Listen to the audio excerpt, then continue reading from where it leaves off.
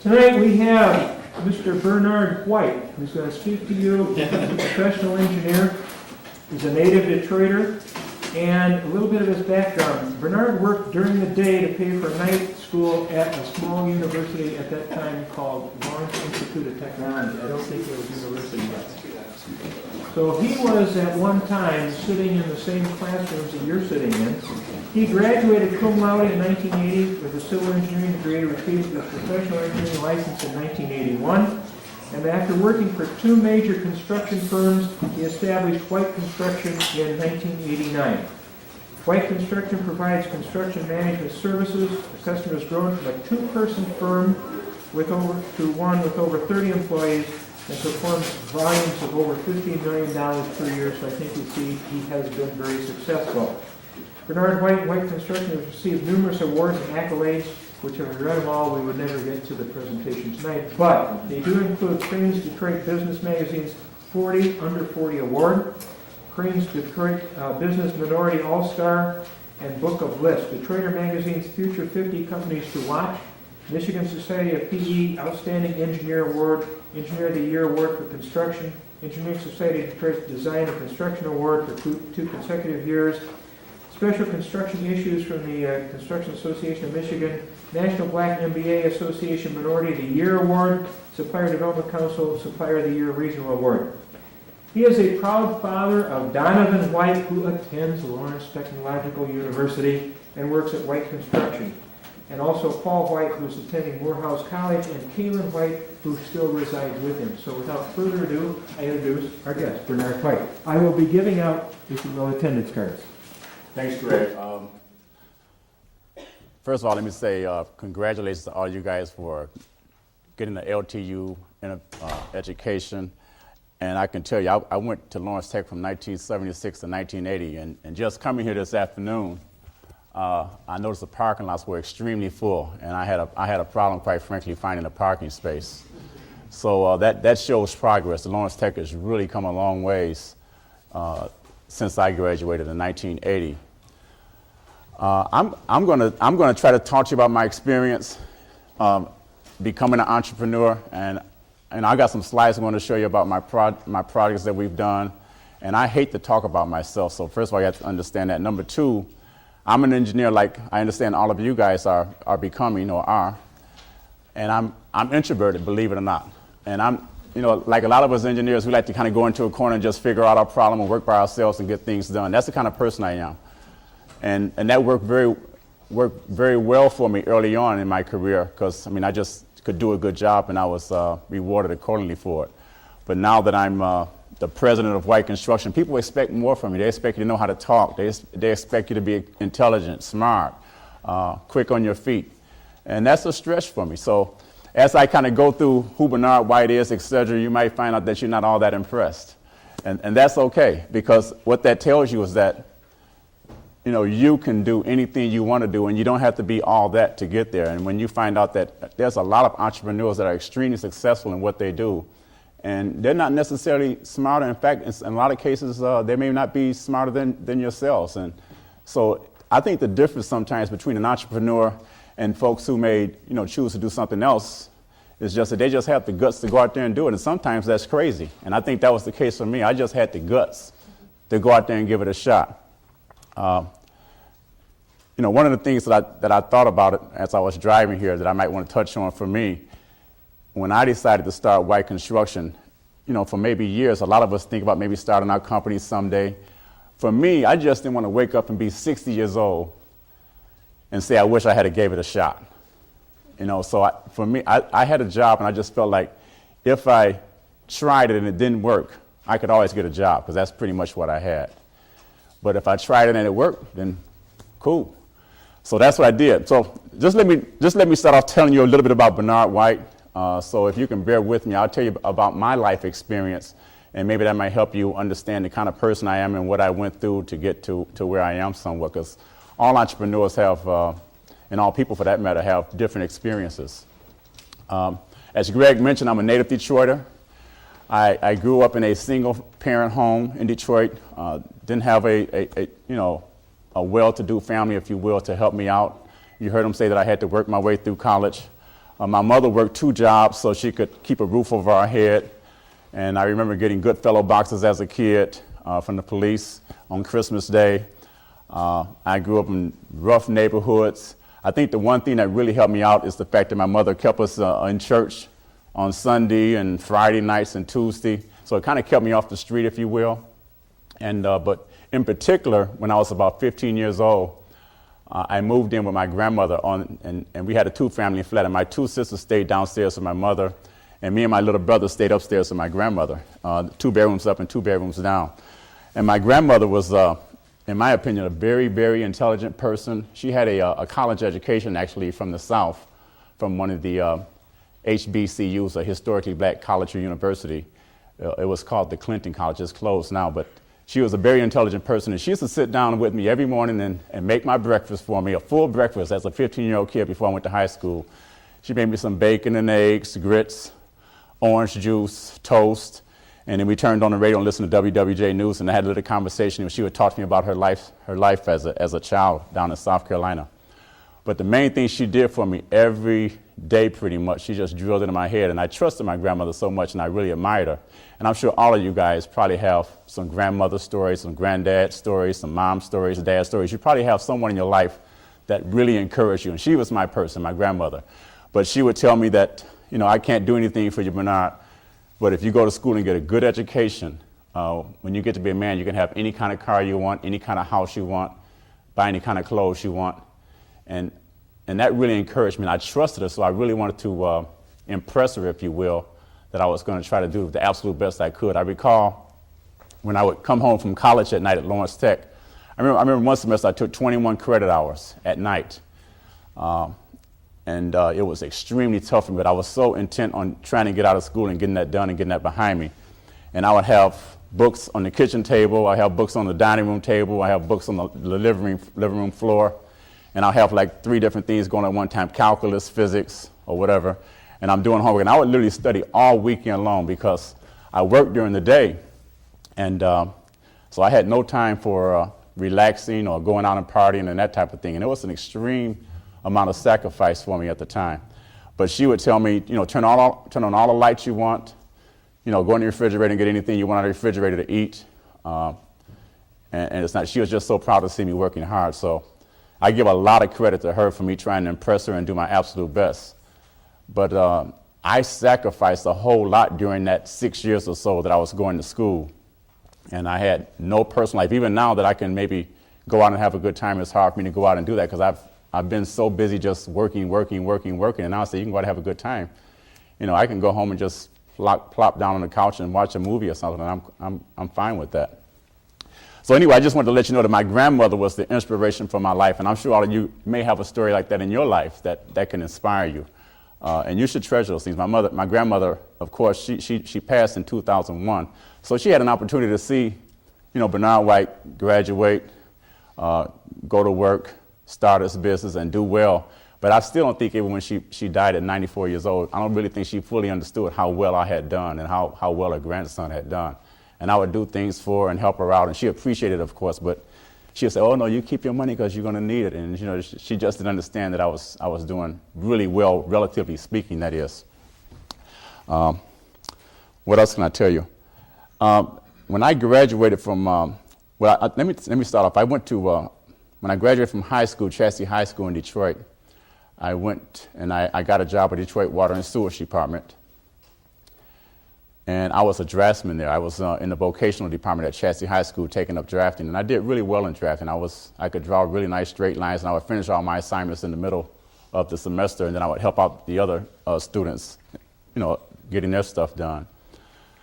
So I got a job at the water department before I graduated in 1972. I graduated from high school in 73, and I got a job at the water department in 72 as a drafting co-op aide, if you will.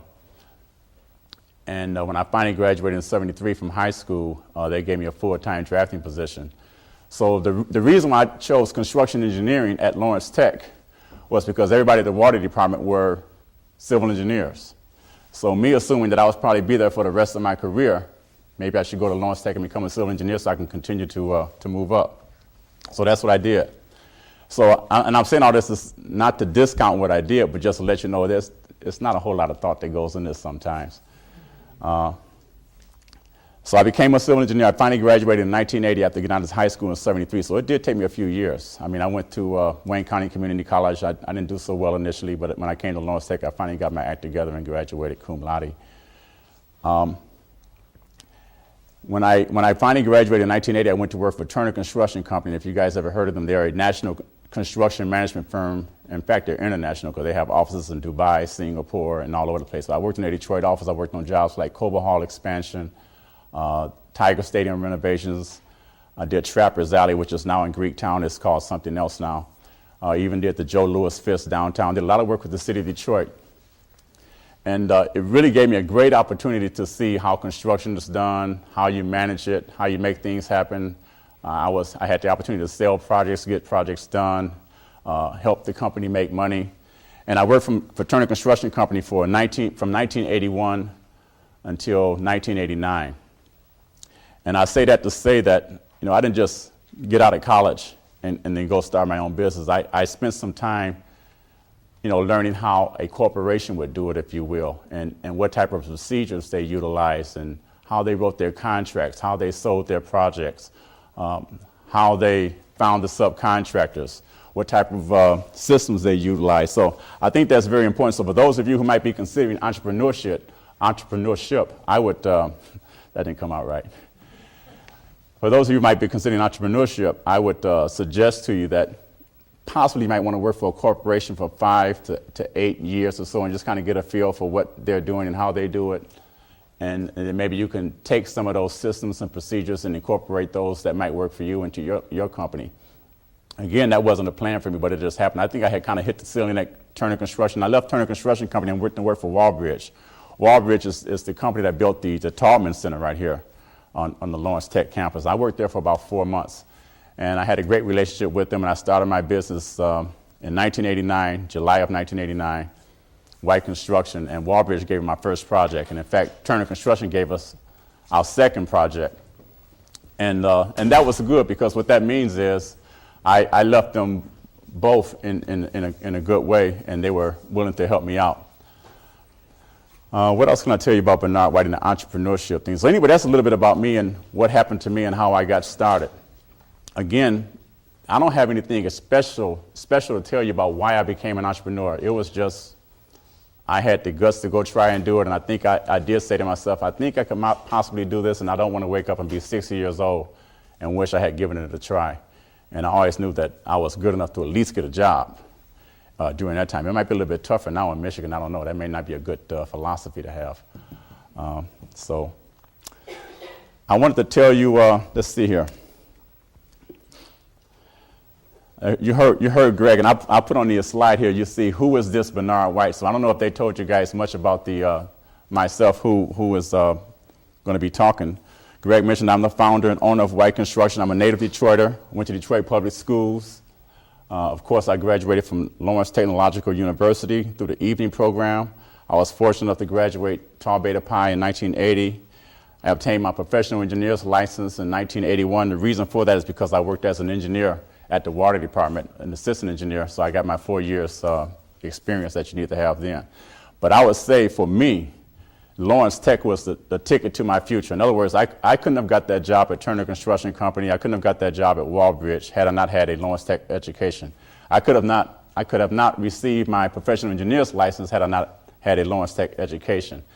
And equally and more important, when I started my business and I went out to sell to potential customers, when they look at a 34, 33-year-old man and you're saying, hey, I can build you a $5 million project, they probably don't believe it. Because of the fact that I had worked at Turner Construction Company, because of the fact that I had a Lawrence Tech education, because of the fact that I had a professional engineer's license, that made them think, well, maybe this guy is not as, maybe he's a little bit smarter than he appears to be, possibly. So they kind of get you in the door. So I think a Lawrence Tech education, which you guys are in the midst of obtaining, is a great ticket to your future. So I think everybody here has made a great choice for themselves. So Lawrence Tech has a great reputation, I think, for their graduates. In fact, when a Lawrence Tech graduate comes to our company applying to for a job. They've always done a great job. We've had some Lawrence Tech graduates, and they've always had a great job because they have that great work ethic.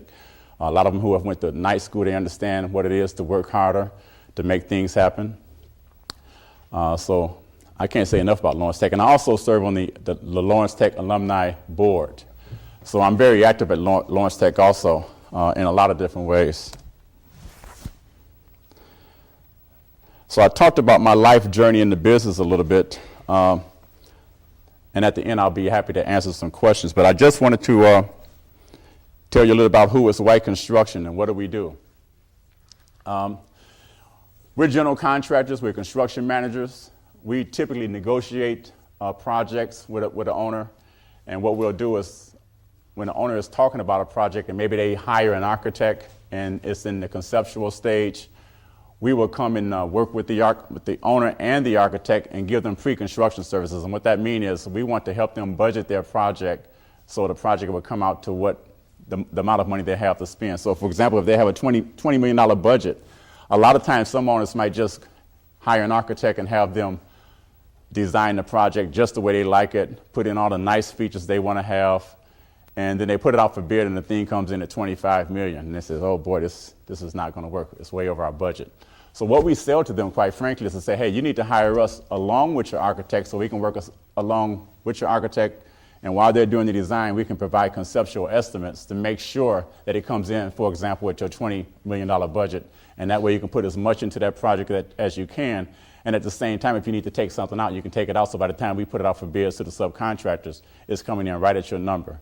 And then we can also tell you how long it's going to take, and you can deliver your project a lot better. That's what we sell, and that's what the customers buy. Now, we do bid projects, hard bids sometime, typically on the short list, 4 or 5 contractors. We don't typically bid public, open projects where everybody in the world can bid it because, those jobs are harder to provide. And we think we provide an added value, if you will, when we come in, we can tell them exactly what it's going to cost, how long it's going to take, and make sure it happens within their schedule. I mentioned that we were founded in 1989. We have a professional staff typically of engineers, accountants, superintendents, and administrative assistants. We've completed over $365 million of construction volume to date, and that excludes partnerships. Some of the partnership projects that we've worked on are Comerica Park, Ford Field. Comerica Park was Hunt Turner White. Ford Field was White Olson. We've worked on the MGM Temporary Casino. We did the Campus Marshals project downtown. And I'm going to probably show you some of the slides that we've done. And again, it's hard for me to comprehend a lot of the things that we've had our hand on in and around the city of Detroit. We just had some great opportunities. I mean, I was thinking this afternoon when I came and found a parking space, as hard as it was to find a parking space, I was really lucky because I pulled in and somebody else was pulling out. And I just said to myself, boy, you're the luckiest guy in the world. This is pretty good. Because I saw the place was just full of cars and somebody pulls out and I pull right in. I said, boy, this is great. So when I say excluding partnerships, what I mean is excluding joint venture work. We do a lot of large volume work that's over $300 million in size. So we might have a 20% portion or a 30% portion of it. And it's a real partnership too, because a lot of times, I will admit, a lot of those opportunities are because we are MBE, if you will. So it's very important to me and my staff members that when we partner with someone, we make sure we bring something to the table. We make sure we bring in professionalism, expertise, and so we can help them pick the right subcontractors. We can help with the estimating. And we also know the local community. We can help them get the buildings permits and that type of thing. So when we partner with somebody, a lot of times for some out-of-town subcontractors, we can really show them how to get things done in Detroit. So that's a real value. And we also take our risks. In other words, we put up our finances, we put up our payment performance bond. So that means if something goes wrong, we hurt at 30 or 20% also. And so that's what I mean by a real partnership. Just want to talk to you about some of the projects we've done. Most of them, I must admit, are in or around Detroit. And that's okay, as long as there's a lot of work in Detroit, that's fine. I will admit that we are pursuing opportunities in Las Vegas, Nevada. We have a contractor's license in Nevada now. Also DC, I'm going out to DC at the end of this month to pursue some opportunities. Tennessee, Memphis, Tennessee, we're going to, and also Georgia, Atlanta, Georgia. So as you guys know, you've heard about the Michigan economy. We should have been doing this a lot sooner, but I'm pretty sure that we can secure some things in some of the other areas. I just haven't focused on it because there's been so much for us to do right here in Michigan. This is a youth build project. This is located on Grand Boulevard near Woodward. And if you ever drove down Woodward, just north of Grand Boulevard on the west side is the youth build. This is a 70,000 square foot, 2-story building that includes a fitness area, offices, meeting rooms, a light commercial kitchen, and tons of activity rooms. They have a sound studio in here. They have a gymnasium that we added and tied it into two existing buildings. This is about a $10.6 million project, and they have about 100 youth that come there every night and do all type of things, shoot pool, they study, they do their homework, they have clubs they're involved with. They have some soundproof rooms, they create music, they can play different type of instruments, so it just does all type of things to keep the kids off the street, and it's working out really well. They're planning on doing 2 or 3 more in the city. They try to understand. This is the St. John Riverview Hospital in Detroit. This is on Jefferson Avenue, just across from Belle-Isle. And you may have, if you read the paper, you may have heard about the debacle that Carmano's hospital was having with St. John, and that Carmano's was thinking about, St. John was trying to sell this to the Carmano's Cancer Institute, and they couldn't do it. But anyway, we built the building. So we're kind of like, out of the way. But this is a new 68,000 square foot medical office building addition. It has a hospital, laboratory, physical rehabilitation center, pharmacy, and physician offices.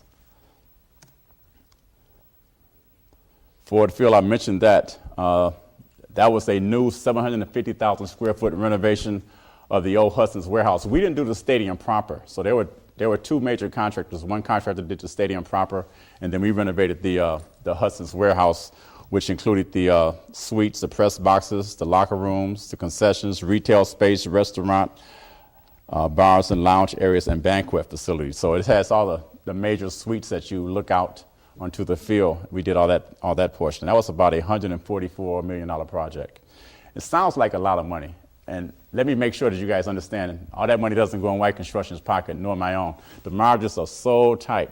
So you use most of that money to pay for your staff, to pay for trailers, electricity, temporary heat, protection, safety, and of course, most of it goes into bricks and mortar. So in other words, you got to pay the subcontractors, electrical, mechanical, concrete, drywall, painting. So when you hear $144 million, that's where it's going. It's going into the bricks and mortar. We may extract, if we do a good job, of probably on a job of that size, maybe 1%. If we're lucky, and then you spread that around the course of 2 or 3 years, it pays for your overhead and everything else, and maybe a little bit to keep the lights from flickering, and you get to do the next job possibly. This is the University of Michigan Science Building Addition. This is actually a lump sum bid project that we bid, and we happened to be the bids were tied, and they picked us because we could get it done faster. So that was the tiebreaker. This is a 29,000 square foot addition to the Dearborn campus science building. It includes laboratories such as biochemistry, microbiology, classrooms, auditorium, and faculty research labs. It also has as a main feature a motorized observatory dome where they actually look at the stars and study astronomy. And that was a particularly hard thing to do because I had a big glass telescope to bring in. I had to make sure it didn't get dirty and didn't get scratched. And if we had to mess it up, we would have been in big trouble. But it turned out really nice, and they liked the facility. Detroit Zoological Institute, we've done a ton of work at the Detroit Zoo. If you've ever been to the Detroit Zoo, you've probably been to the Arctic Ring of Life, also known as the Polar Bear exhibit. We did that. That was a joint venture with Turner Construction Company, a 50-50 joint venture. It has Arctic animals in a simulated Arctic environment. Has a see-through underwater acrylic tunnel for viewing the polar bears and seals. And everything at the Detroit Zoo that we've done, I can name, we did the Wildlife Interpretive Gallery, we did the National Amphibian Conservation Center. Everything we've done at the Detroit Zoo has been like an artsy project. And what I mean by that, there's no typical project like it. It's like the first time anybody ever did anything like this. So you have problems with HVAC, trying to figure out how to keep the water a certain temperature for the bears, or how to keep the air a certain temperature for the butterflies in the butterfly garden with the hummingbirds there, how to keep the proper lighting. And so it's really difficult because when you're dealing with animals, you got to make sure it's done just right. Now, we don't design that. The architects and the engineers figure it all out, but we have to make sure it's balanced and everything. And that can be kind of tough when things don't work out. I mentioned the Campus Marshals Park. This is a project that another contractor had actually secured, and they had told the owner that it was going to cost $22 million to do it. The owner didn't have $22 million. They just didn't have it. So they says, well, we got to get this done, and we only have $14 million to do it. So they called us in, and we got this job done for $14 million. Now, I'm not going to tell you all the different things. We had to take out a value engineer to get it down to $14 million, but we got it down to $14 million and got it done on time. So we are very happy about that. This is a 1.6-acre public square in the heart of Detroit's Central Business District. If you've ever been there, Campus Marshals it's right in the middle of everything, and I think it's done a lot for downtown Detroit. It's a very small park, actually, but when you go there and you sit in it, you realize it's really not that much property, but it just makes it just creates a lot of ambiance, if you will, in downtown Detroit. It has a granite fountain, gardens, and events plaza. Of course, they had the jazz festival there just this past Labor Day, ice skating rink for the wintertime, and a bakery cafe. It's a really nice spot, and a lot of businesses are just really happy to build their buildings around there and have a nice view for their employees who are going to enjoy it in the summer and the wintertime, for that matter, as a spot to collect themselves. And I also should mention we did the Riverwalk project. I don't think I have that slide on here, but we're doing a Riverwalk project also. We just did the portion from Renaissance Center down to the Bilal, and hopefully when they get the rest of the money, we'll take it from the Renaissance Center to the Ambassador Bridge. Emergency Services Center. This is a project for the City of Detroit Police Department mainly. It's a new 2-story, 60,000 square foot facility with a gun range in the basement, a full kitchen, exercise rooms, locker rooms, tons of offices and tons of meeting rooms. And it primarily serves the Detroit Police Department with also offices for the fire department and the municipal parking department. This is a fire station also, I should say. This is about a $14 million project. This is another project that we delivered under the pre-construction services where we work with the architect. They had this project was about $16 million. And it started off as $25 million. I got a lot of stories to tell you about projects that start off over here, and when they find out how much money they have to end up here. Comerica Park, I mentioned Comerica Park. You guys know all about that. That was a Hunt Turner White joint venture. I won't talk too much about that. Well, I guess I do have the East River Walk here. This is a 3-mile pathway along the Detroit River between Joe Louis Arena and Bilal. It includes a bike rental, carousel, pavilions, shops. And I think if any of you had a chance to go down there and walk along the riverfront, I think most people have become very surprised at how nice this place is. I mean, and what it can do for the city of Detroit. You probably hear about a lot of developments of lofts and condos that are being developed along the waterfront.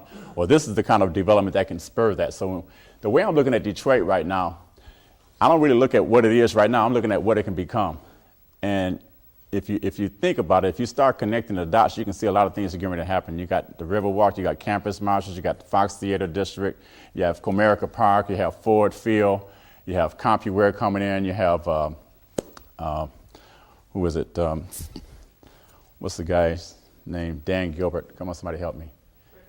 Quicken Loans, exactly. Just had a brain cramp there. Quicken Loans is talking about moving to downtown Detroit.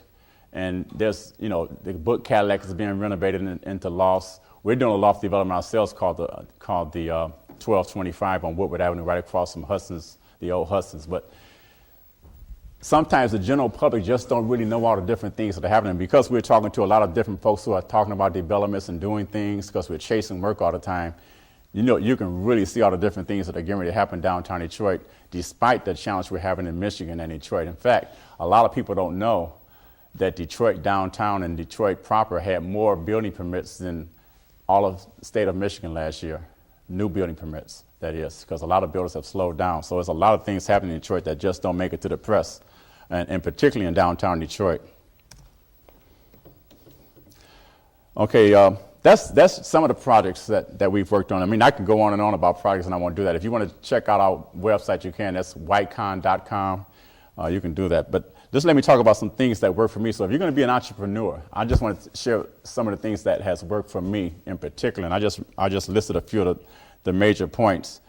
What I do every year, and I've been doing this, and I start off with a Franklin planner, and I use a Palm Pilot program now, but I start off with a Franklin planner. I used to write down all my goals every year, professional and personal. And I would review them each quarter. So I think if you're gonna do anything in life, be an entrepreneur or whatever it is, write your goals down. Don't just talk about them in your head or thinking about them in your head. Write them down, because when you write them down, you go through the act of looking at them, reviewing them, and you'll be surprised how you begin to start accomplishing some of these goals. You may not make them all, and I would write down very lofty goals for myself and say, well, I remember when I started White Construction in 1989, and a newspaper interviewed us, and they said, okay, Bernard White, what do you want to be doing in about 5 years? And I said, within 5 years, we're going to be doing $5 million worth of work. And I was just shooting from the hip. I didn't know what I was talking about. But when I look back at that time, we actually were doing $10 million worth of work within 5 years. And of course, that was just a very lofty goal. But what I did by writing my goals down is tell myself what I had to do, what projects I had to secure, which customers I should be talking to, who were doing those type of projects, what type of people I had to get, and what I had to do to get to that goal. And then over the course of the year, start breaking up those goals into little tasks and start trying to get closer to it. And this is something I'm sure a lot of you guys know about and are probably doing, but it doesn't hurt to hear it again. I mentioned the fact that I use my Franklin planner, and now I'm using a Palm Pilot. I write them down and I review them. Don't just write them down. You're going to review them. You want to review them constantly. A lot of times when I'm just sitting in a boring meeting, I might pull out my goals and just look at them, and I might jot down a few tasks that I might want to accomplish to make sure that, hey, I can do this tomorrow or make this call. That's important. It's real basic, simple stuff. One thing that one of my bosses told me a long time ago at Turner, he was the general manager and president of Turner Construction Company, and it still sticks with me today. He told me when I was a project engineer, he says, Bernard, the key to this business is real simple. And I think he was so right. And this guy had done very, very well for himself, of course. And he said, just do what you say, when and how you say it. Go to meetings on time. If there's a meeting at 2 o'clock, be there at 2 o'clock. If you tell a customer or anyone else that, hey, I'll have it for you next Tuesday, try to have it for them Monday. In other words, you want to over-deliver and under-promise. And those are the type of things when you begin to work with people as an entrepreneur, they'll begin to respect about you. They'll begin to want to come back to you. They'll say, hey, this person does what they say. And as they get to work with you and find out that you have those type of principles about how you carry yourself in your business, it's going to provide repeat business for you. So for me as an entrepreneur, if I tell an owner that we're going to have a job done in 10 months, it's very important that we get it done in 10 months. And we failed before. But when we do fail, I take it personally. I mean, it really bothers me. And there may be some reasons that we couldn't control why we couldn't get it done on time. But and of course, I can't control everything. But it really bothers me because I know that customer planned on moving their furniture in, moving their employees in or whatever. So that's important. Do what you say, when and how. Another thing is, I always say, is live your dream. Don't dream your life. In other words, get about doing it. If you're sitting here and you think about what you might want to do or how you might want to do it, again, write your goals down and get started. Just get started. That's all there is to it. I mean, I'm sure if you guys have listened to me this afternoon, you probably realize I'm not all that, and I'm not. I mean, I'm just like the rest of you, and I sat in the same seats that you guys are sitting in just saying, what do I want to do one day, and how might I do it? But the key to it is to write your goals down and start getting at it. When I started my business in 1989, I had no contract. I mean, I literally started it thinking that, I can probably make this happen. And what I was thinking at the time was, I think I had $20,000 life savings. And I figured $20,000 could last me and my family for about 6 months before we ran out. Paying our house note, all of our other expenses, et cetera. So I said, I got a 6-month window here to make it happen. If it doesn't happen in 6 months, I'm gonna have to go back and get a job and just forget about this mess. And so I was under a time crunch. I said, I gotta make this happen or just go back. And I didn't want to fail at it because I didn't want to have to go back, because you have to kind of eat crow, if you will, that, yeah, he went out to business for himself, it didn't quite work, here he comes back. So I tried very hard and I got lucky.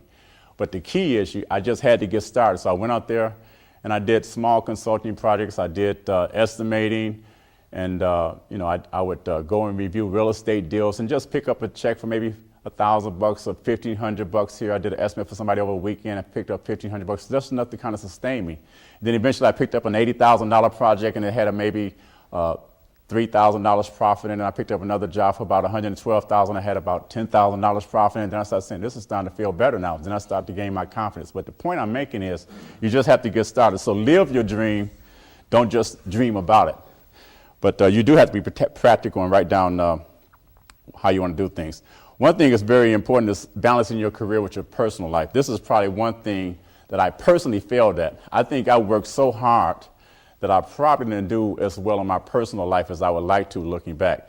And what I mean by that, for the first 7 years that I was in business, I worked every Saturday except 5. In other words, I can count the Saturdays I didn't work in lieu of the Saturdays I worked. It was easy for me. And those 5 Saturdays that I didn't work for the first 7 years was because of a funeral or a wedding that I had to go to, basically. That's it. So effectively, I almost had no personal life. I mean, I really busted my butt, if you will. So, there are some sacrifices in trying to get your business started. I look at it a lot of times as a rocket or some type of a rocket ship trying to get out of Earth's atmosphere. And as you well know, you have to expend a lot of energy to get out of Earth's atmosphere. And then once you get into the orbit of the Earth, you can kind of shut the engines down and set it to a speed and just kind of keep going. So for those first 7 years, I had to really expend a lot of energy, if you will, to kind of get white construction going. And then now I can just kind of, tweak the engine a little bit. At least that's the plan. It doesn't work quite that way, but that's kind of what I'm doing. But I did sacrifice a little bit of my personal life, getting white construction started. And pursue your own happiness. I can stand here before you today, now that I can tell you one thing that some success can do for you as an entrepreneur, at least for me. I recall when I worked in a corporate environment, how I had to conform, if you will, and I had to dress a certain way. I remember even talking a lot better. If you hear me talk now, you probably realize my English is not that well, but it's because I become comfortable in who I am. I had to talk a certain way. I spoke a lot better. I dressed in wingtip shoes and button-down collars, and I read John Malloy's Dress for Success so I could understand how to present myself in the corporate environment. I had to make sure that I seemed non-threatening, if you will. And it was a little bit humiliating because I had to be something who I was not.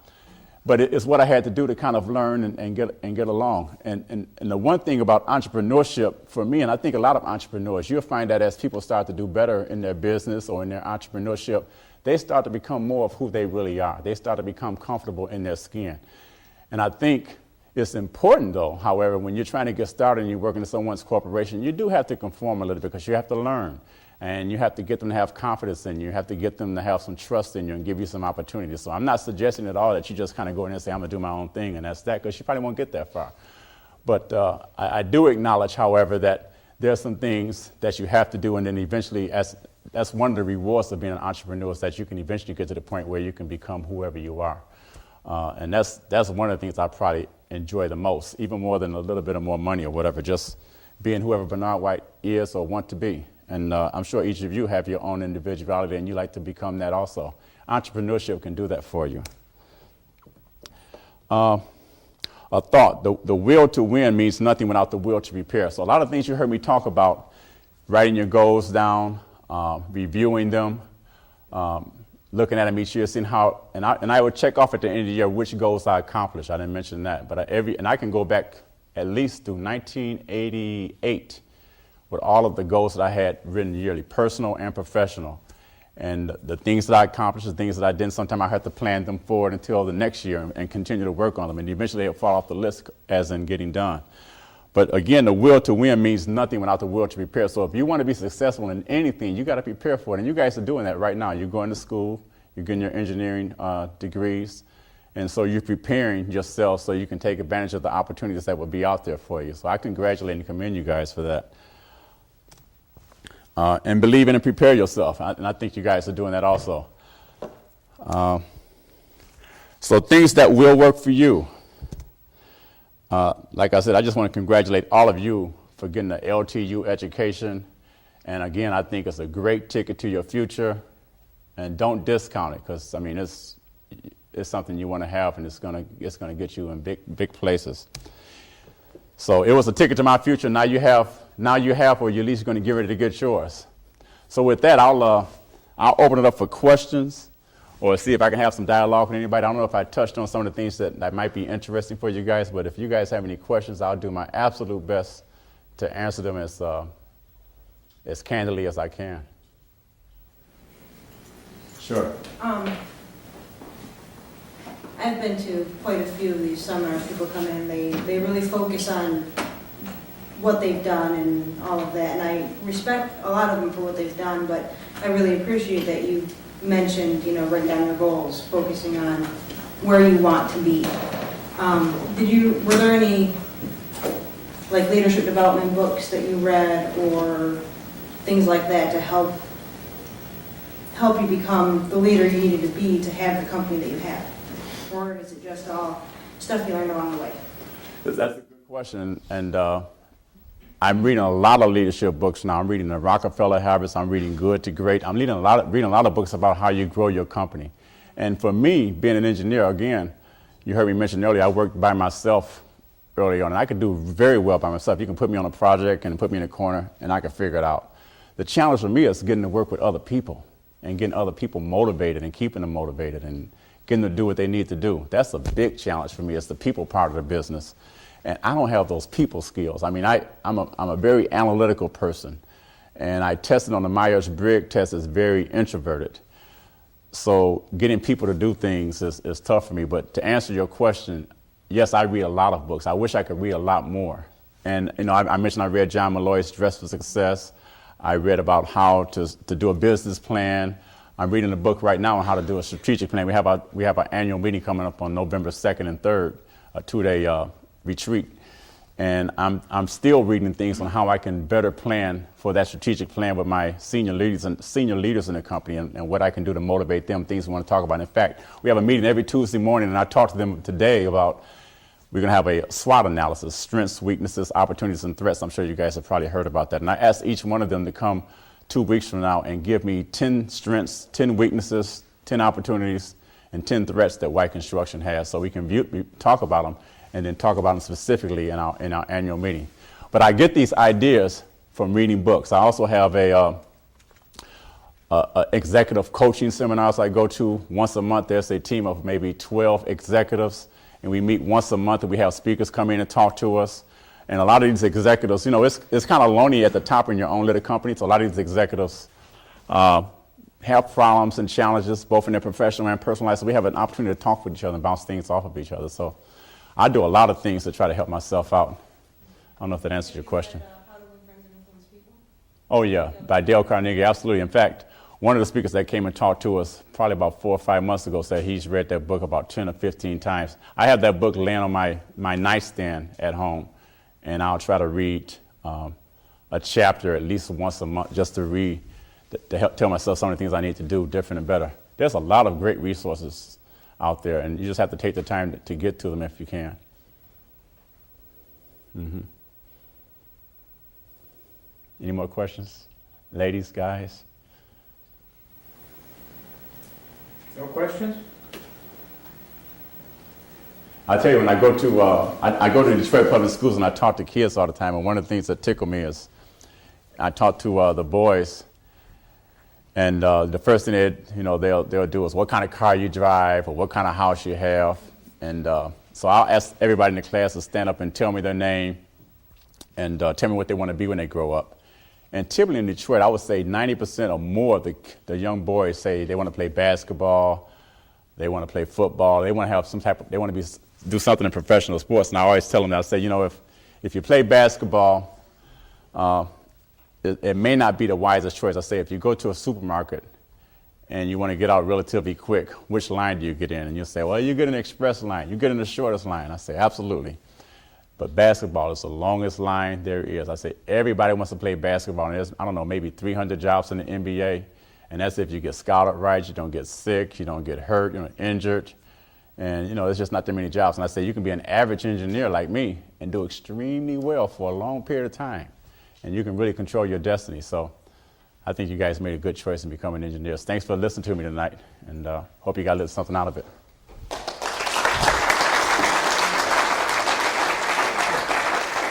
Thank you. Thank you. Okay, any other questions about what Mr. White had to say, or questions about project one? Okay. Those progress reports are due next week, right? The syllabus? What's it say in the syllabus? Next week. Next Tuesday? Okay, next Tuesday. If that's what the syllabus says, that's what it is. Yes, turn in the cards, please. Attendance. I need your names. Should we have started our logbooks by now? What's that? Should we have started our logbooks by now? I would hope it's true about those. We start